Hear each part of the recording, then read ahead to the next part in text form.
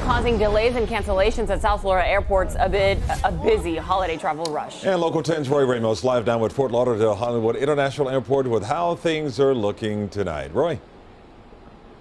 Calvin and Nicole, well, those flights are starting to depart rather frequently now, but that was not the case earlier this evening, and that is partially due to that weather. Obviously very frustrating moving into the Easter Passover weekend. Some flights delayed more than 8 hours, others flat out canceled. What was the cause for the delay? The weather. Yellow and red alerts cover the arrival and departure boards at Fort Lauderdale International Airport with more than 24 flight cancellations and 220 delays.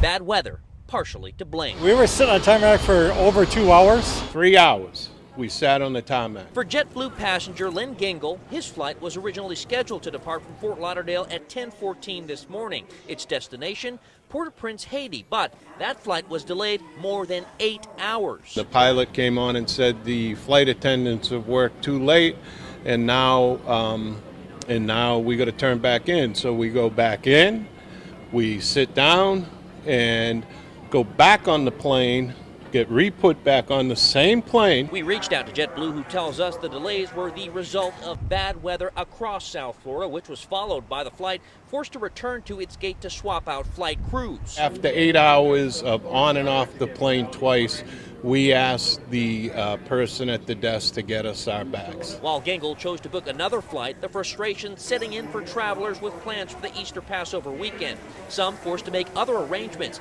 in case of more cancellations. We were able to book a flight tomorrow morning from the from sitting on the airplane for like $700, but we'll cancel that if we get out tonight.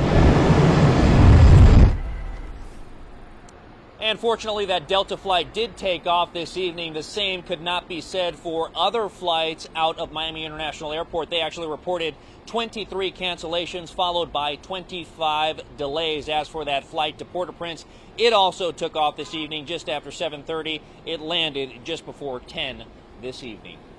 For now at FLL here in Fort Lauderdale, Roy Ramos, Local 10 News. So frustrating for all those passengers. Thanks, Roy.